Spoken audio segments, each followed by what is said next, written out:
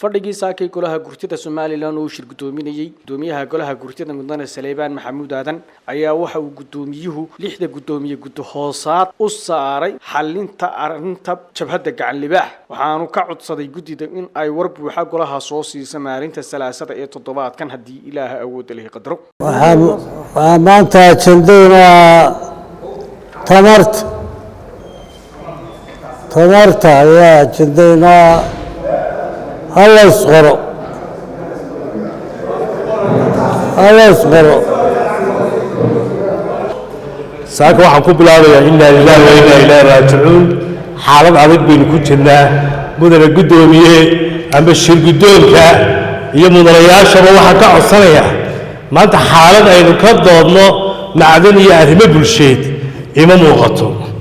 maalin waxaynu kolba ku jirnaa kolba inay magaalo gubato gudoomiye baawano maaha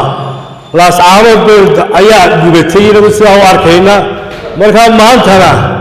in magaalooyinka la isla soo galo waqti baynu ku jirnaa marka gudoomiye ka doodno maaha goluhu fadhiga ka kaca weeyaan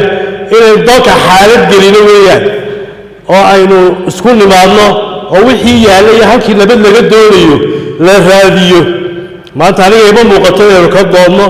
in wax kala noqdo in loo gudtoodo nabadgeliyo weeyaan sidii la isku soo celin lahaa sidii meel walba nabadgeliyo looga raadin lahaa marka wixii dambiilaha waa la qaban karaa booliiska waa tacsiyadeynaya askarta ku dhimatay iyagoo nabadgeliyo ilaalinaya aad baan tacsiyadeynaya laakiin dalka khilaaf siyaasadeed adigna uu ka taagan yahay gudoomiye shir gudoon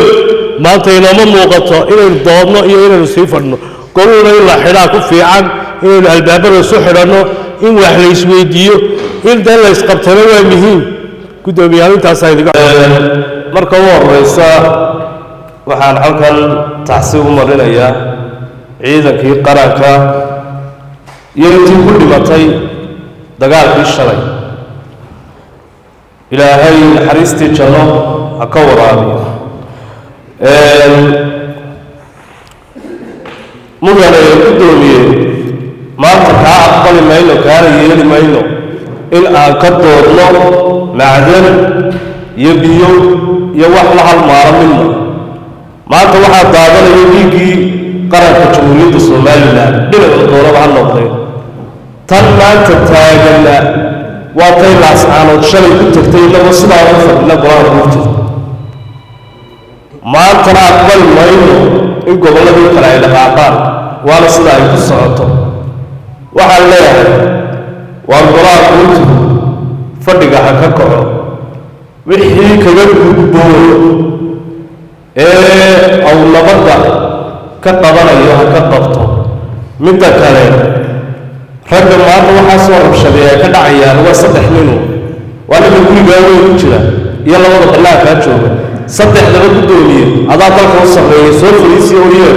nabadda dalkana degdeg ha loo faraha loogu qabto oo faraka baxbay ku sii socotaay ummadan ha loo tago waxaa la sii daraa dagaalka shalay dartaa ka socday oo yooyla ulisaayo jidka la soo dhaafi kari waayo waa la sii daro dowladnimada ay sheegeen gudaheeda marka mudane gudoomiye golaha guurtida fadhiga ka kaco ilaahay bigan hawlaaf ilaahay tilibatina Allahu xariis gudoomiye waxa ka firay ina talaata wax xagga ku gaarina maanta dhibaato dacwo taagani xagga ku gaarina ka firay kama nafira tataan ku akhriya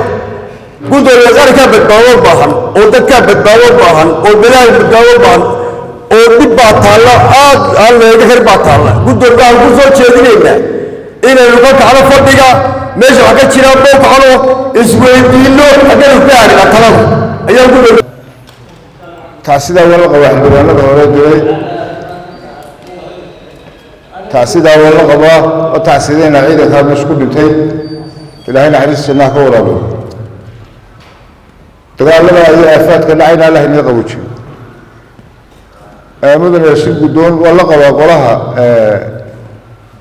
in maanta laga doodo aada jinda beesha laakiin magaalooyinkii waa in lagu soo gashay wilaayad qaasho in albaabada si xilnaan jecel saxaafadana iska saaro halkii looga hawlgeli lahaa si looga hawlgeli lahaa in isku weydiino gol ahaan inagoo isku dhan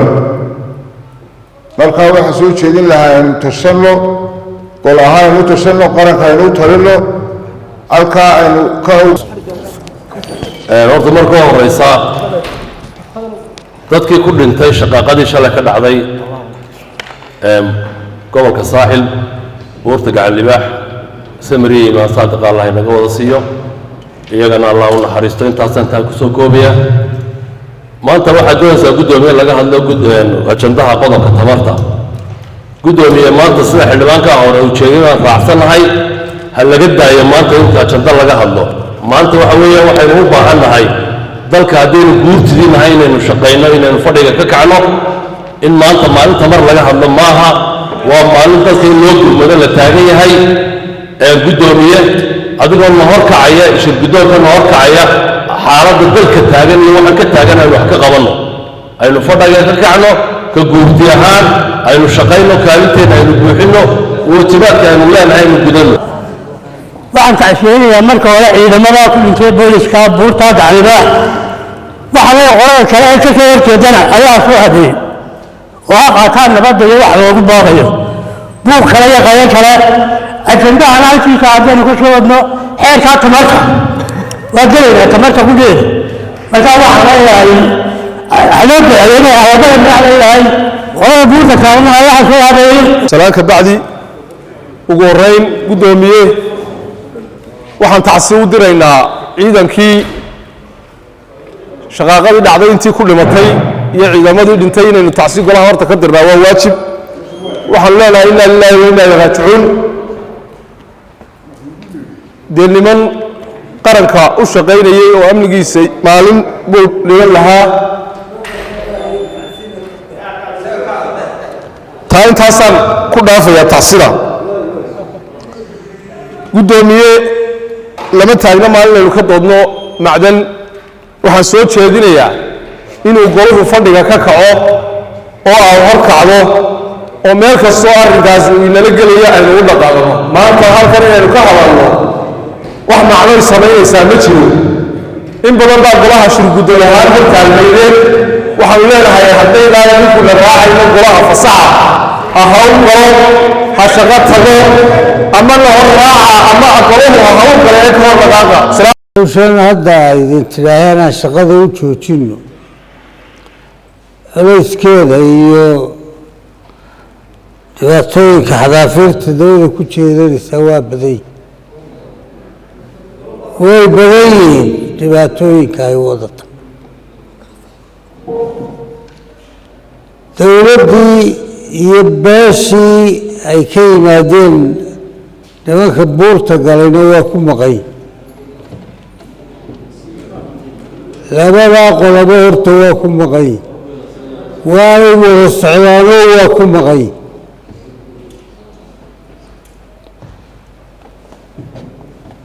waxay la tahay haddii aad dayn weydeen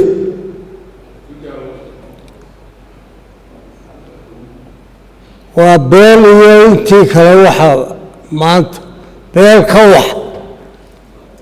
iyo intii kale wey haddaad dayn weydeen guddaynu saaraynaa ka soo talisa guddi ka soo talisa waynuu saarayna war saxaafadna saari maayee guddaynuu saarayna lixda guddoomiye guddi soo lix guddi maynu lihin wixii ay gartaan inay ku darsadaan iyagu golaha wixii ay iyagu markaa gartaan inay ku darsadaan intaasaynu ka dhigayna labaashaasiin warkana waxaad soo celinaysaan maanta waa sabti axad iyo isniin qaata salaasada war dhan keena wabilaahi towfiiq shirku waa inoo xidhay